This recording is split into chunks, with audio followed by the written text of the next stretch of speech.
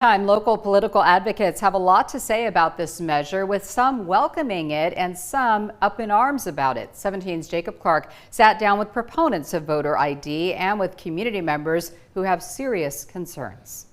The last time you were at the poll booth, you probably didn't have to pull out your driver's license or your passport. But now 1.3 million Californians want to change that. The California Voter ID Initiative has 400,000 more signatures than necessary to be on the ballot. That means you'll decide for yourself whether to vote for this measure in November. If passed, voters would have to provide a government-issued ID for in-person voting or provide the last 4 digits of a government ID number for voting by mail. And election officials would have to make sure that only eligible individuals are registered to vote and receive ballots. Citizenship would have to be verified. There's nobody out there that doesn't have an ID, that cashes a check, goes to the bank, drives, and let's say that you don't have enough money to get one.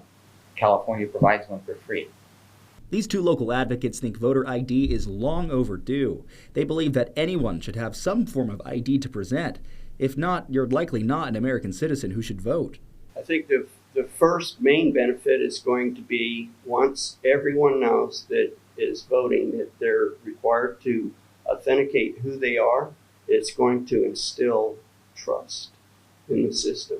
However, Neil Sunapa, a local progressive advocate, sees things differently. Imagine, if you lost your wallet the day before Election Day, how are you going to vote, right? Sunapa says this measure would alienate those who don't have easy access to their identity records, or even lower-income residents who simply can't afford the trip to apply for a new ID or passport.